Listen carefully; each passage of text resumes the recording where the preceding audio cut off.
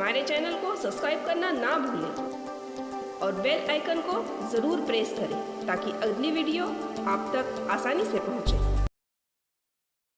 स्वागत है आप सभी का मेरे YouTube channel study with Sharika में। इस वीडियो के अंतर्गत हम बुद्धि परीक्षण के इतिहासों के ऊपर चर्चा करते हैं। बुद्धि परीक्षण का इतिहास। मनोवैज्ञानिकों के द्वारा बुद्धि का मापन बुद्धि परीक्षणों के द्वारा किया जाता है। बुद्धि का मापन करने के लिए अलग अलग प्रकार के परीक्षणों का निर्माण किया गया है, लेकिन यह परीक्षणों की शुरुआत कब और कहाँ से हुई है, इस बारे में क्या आपको पता है?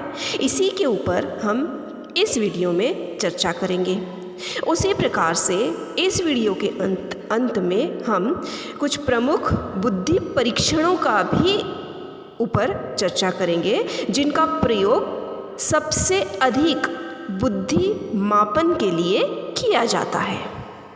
यूरोप में बुद्धि परीक्षा की दिशा में 18वीं शताब्दी में कार्य प्रारंभ किया गया। उसी प्रकार से स्विट्जरलैंड के प्रसिद्ध विद्वान लेवेटर ने 1772 ईस्वी सन में विभिन्न शारीरिक लक्षणों को बुद्धि का आधार घोषित किया गया, लेकिन उन्होंने जो भी इसके ऊपर परीक्षणों का निर्माण किया वह सभी अमनोवैज्ञानिक माने गए। साधारणतः मानसिक परीक्षण इस शब्द का प्रयोग सबसे पहले 1890 में कैटल ने किया। कैटल ने 1890 में पेनिसिल्वेनिया विश्वविद्यालय में मेंटल टेस्ट एंड मेजरमेंट मतलब मानसिक परीक्षण का मापक नामक पुस्तक का प्रकाशन किया और उसी में मानसिक परीक्षण इस शब्द का प्रयोग किया। उसके बाद 1889 में विलियम वुंट ने जर्मनी के लिप्जिग नामक नगर में प्रथम मनोवैज्ञानिक प्रयोगशाला स्थापित की। बुद्धि मापन के कार्यों को यहीं से वैज्ञानिक आधार प्रदान हुआ। इस प्रयोगशाला में बुद्धि का माप यंत्रों की सहायता से किया गया। इसी तरह फ्रांस में बीने, इंग्लैंड में विंच, जर्मन में मैनमार, अमेरिका में थॉर्नडाइक एवं वर्मन, इन मनोवैज्ञानिकों ने भी बुद्धि के परीक्षणों के लिए अपने प्रयास किए, लेकिन इन सब में से सबसे अधिक सफलता जिसे मिली वह थे अल्फ्रेड बीने। इन्हें यह सफलता 1905 में मिली। बीने बुद्धि परीक्षण का जो प्रमुख आधार यह प्रश्नों की सूची रही है, जिसमें उन्होंने ज्यामितीय डिज़ाइन, पाठन, निर्देश, ग्रहणशीलता, नैतिक भाव, इन सभी के आधार पर प्रश्नों की सूची तैयार की थी। बीने ने 1905 में मनोवैज्ञानिक साइमन की सहायता से प्रथम बुद्धि परीक्षण तैयार किया गया। इस परीक्षण में जो प्रश्नों की संख्या थी वह 30 थी। यह परीक्षण 3 से 14 वर्ष तक के बालकों के लिए प्रयोग में लाया गया। यह परीक्षण व्यक्तिगत और शाब्दिक दोनों प्रकार का था, जिसे बीने साइमन बुद्धि परीक्षण का नाम दिया गया। लेकिन इस परीक्षण में सबसे पहली बार जो संशोधन हुआ वह हुआ 1908 में और दूसरा संशोधन इसमें 1911 में किया गया, जिसमें प्रश्नों की जो संख्या थी वह 30 से बढ़ाकर 59 कर दी गई। पुनः 1916 में अमेरिका में स्टैनफोर्ड विश्वविद्यालय में टर्मन की अध्यक्षता में बीने साइमन बुद्धि परीक्षण का में संशोधन किया गया और इसका नाम बदलकर स्टैनफोर्ड बीने परीक्षण या टर्मन बुद्धि परीक्षण रखा गया और इसमें जो प्रश्नों की संख्या थी वह 59 से बढ़ाकर 90 कर दी गई। इसमें जो 19 प्रश्न थे वह 59 प्रश्नों में से ही लिए गए थे, मतलब कि जो उसमें प्रश्न लिए गए थे उसमें 1/3 प्रश्न जो पहले 59 प्रश्न बने हुए थे उनमें से ही लिए गए थे। उसके बाद प्रथम विश्व युद्ध के दौरान सन 1917 में अमेरिका में सामूहिक बुद्धि परीक्षण बनाया गया, जिसमें सैनिक भर्ती के लिए 2 परीक्षण किए गए। जिसमें शाब्दिक और अशाब्दिक परीक्षण बनाए गए। जो शाब्दिक परीक्षण था उसे आर्मी अल्फा परीक्षण के नाम से जाना गया।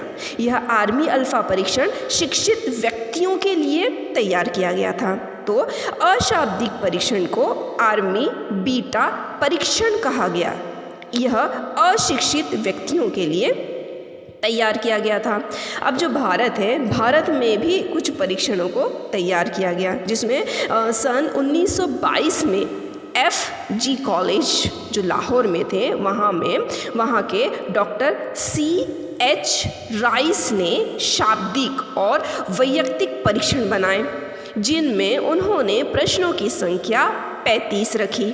और यह जो परीक्षण था, यह परीक्षण 3 से 15 वर्ष तक के बालकों के लिए उन्होंने बनाया।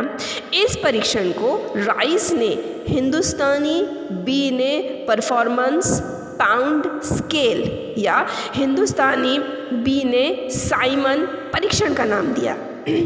भारत में इलाहाबाद स्थित मनोवैज्ञानिक प्रयोगशाला में बीने साइमन परीक्षणों का संशोधन किया गया। भारत में doctor Sohanlal, doctor CM Bhatia तथा पंडित लज्जा शंकर आदि ने विभिन्न बुद्धि परीक्षणों का निर्माण किया। इसके बाद 1937 में इस परीक्षण में और एक संशोधन किया गया।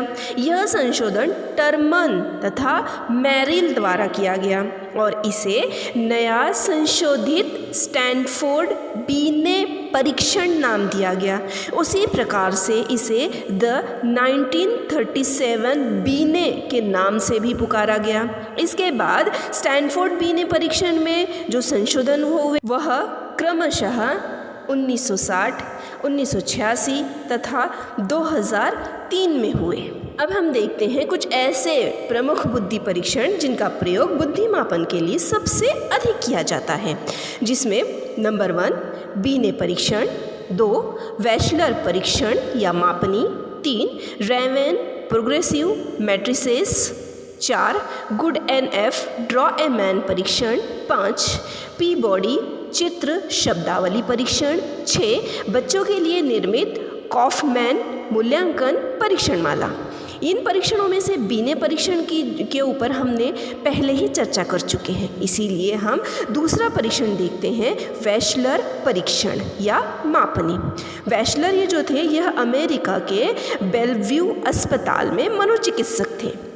इन्होंने सन 1939 में वैयक्तिक परीक्षण का निर्माण किया, जिसका नाम उन्होंने वैशलर बेलव्यू बुद्धि मापन रखा। इस परीक्षण में उन्होंने 5 शाब्दिक मापनी और उसके बाद 5 क्रियात्मक मापनी तैयार की। इस प्रशिक्षण में या परीक्षण का प्रथम संशोधन 1955 में किया गया और उसके बाद उसका नाम रखा गया वैशलर वयस्क बुद्धि मापनी। और 1955 के बाद इसमें 1981 में फिर से एक संशोधन किया गया और उसका नाम बदलकर WAISR रखा गया, जिसे वैशलर एडल्ट इंटेलिजेंस स्केल रिवाइज्ड ऐसा कहा गया। इस मापनी में 6 शाब्दिक मापनी तैयार की गई और उसके बाद 5 क्रियात्मक मापनी तैयार की गई। अब जो शाब्दिक मापनियाँ थी उनके नाम क्या क्या थे, जिसमें पहली शाब्दिक मापनी थी सूचना परीक्षण, 2 बोध परीक्षण, 3 अंक गणितीय परीक्षण, 4 समानता परीक्षण, 5 अंक विस्तार परीक्षण और 6 शब्दावली परीक्षण। उसी प्रकार से उन्होंने क्रियात्मक मापनियों को भी कुछ नाम दिया, जिसमें उन्होंने पहली मापनी का नाम रखा चित्रपूर्ति परीक्षण, दूसरा अंक प्रतीक या कूट परीक्षण, 3 ब्लॉक डिज़ाइन परीक्षण, 4 चित्र व्यवस्था परीक्षण, 5 वस्तु सज्जीकरण परीक्षण। ये जो परीक्षण थे, यह परीक्षण 16 से 64 वर्ष तक के व्यक्तियों के लिए बुद्धियों का मापन कर सक रहे थे। वैशलर जो थे उन्होंने 1949 में 6 से 16 वर्ष के बच्चों की बुद्धि को मापने के लिए एक परीक्षण बनाया था, जिसे उन्होंने वैशलर बुद्धि मापनी बच्चों के लिए यह नाम दिया, जिसे WISC मतलब bachelor intelligence scale for children ऐसा कहा जाने लगा। इस परीक्षण का संशोधन 1947 में किया गया और इसका नाम रखा गया WISCR करके उनसे पुकारा गया। इस परीक्षण में 12 उप परीक्षण थे, जिसमें 6 शाब्दिक मापनियाँ थी और 6 क्रियात्मक मापनियाँ थी। उसके बाद 1967 में 6 वर्ष से कम उम्र के बालकों के लिए बैचलर ने एक परीक्षण निर्माण किया, जिसका नाम उन्होंने WPPSI मतलब bachelor pre school and primary scale of intelligence रखा।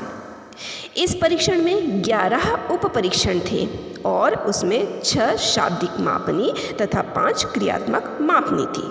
शाब्दिक मापनी और क्रियात्मक मापनी की सूची हमने आपको पहले ही ऊपर बता दी थी। उसके बाद में तीसरा जो हमने बुद्धि मापन या बुद्धि परीक्षण देखा था वह था रैवेन प्रोग्रेसिव मैट्रिसेस। इस परीक्षण का निर्माण 1938 में रैवेन ने किया था। इस परीक्षण को 2 फॉर्म में बांटा गया था। एक था रंगीन प्रोग्रेसिव मैट्रिसेस, जिसे CPM कहा गया, जो कि बच्चों के लिए प्रयोग में लाया गया था। उसके बाद जो दूसरा था वह था स्टैंडर्ड प्रोग्रेसिव मैट्रिसेस, जिसे SPM कहा गया, जो कि वयस्क व्यक्तियों के लिए प्रयोग में लाया गया था। यह जो परीक्षण थे यह परीक्षण अशाब्दिक परीक्षण थे। उसके बाद में चौथा जो प्रकार था या चौथा जो सबसे अधिक प्रयोग में लाने वाला परीक्षण है Goodenough ड्रॉ अ मैन परीक्षण। यह परीक्षण का प्रयोग तब किया जाता है जब मनोवैज्ञानिकों को बहुत कम समय में व्यक्ति की बुद्धि के बारे में एक स्थूल सूचना की ज़रूरत होती है। इस परीक्षण का निर्माण Goodenough द्वारा 1926 में किया गया। इस परीक्षण के द्वारा बच्चों की बुद्धि का मापन किया जाता है, जिसमें परीक्षार्थी को एक पुरुष का चित्र बनाने को कहा जाता है। 1963 में हैरिस ने इस परीक्षण में संशोधन किया और इसका नाम उन्होंने रखा Goodenough हैरिस ड्राइंग परीक्षण। उसके बाद अगला परीक्षण है जो ज़्यादा प्रयोग में लाया जाता है, जिसे पीबॉडी चित्र शब्दावली परीक्षण कहते हैं। इस परीक्षण का निर्माण डन द्वारा किया गया। इन्होंने 2.5 वर्ष से 18 वर्ष तक के लोगों की बुद्धि मापने के लिए यह परीक्षण तैयार किया था। उसके बाद में अगला परीक्षण है बच्चों के लिए निर्मित कॉफमैन मूल्यांकन परीक्षण माला। यह जो परीक्षण माला है, इस परीक्षण का निर्माण कॉफमैन ने किया था, जो 1983 में किया गया था, जिसे KABC का प्रयोग 2.5 वर्ष से लेके 12.5 वर्ष तक के बच्चों के बुद्धि मापने के लिए किया गया था। इस परीक्षण को शॉर्ट में KABC नाम से पुकारा जाता है, जिसका फुल फॉर्म है Kaufman assessment battery for childrens या KABC। उम्मीद करती हूँ आपको मेरी यह वीडियो अच्छी लगी होगी। हमारे चैनल को सब्सक्राइब करना ना भूलें और बेल आइकन को ज़रूर प्रेस करें ताकि अगली वीडियो आप तक आसानी से पहुँचे। धन्यवाद।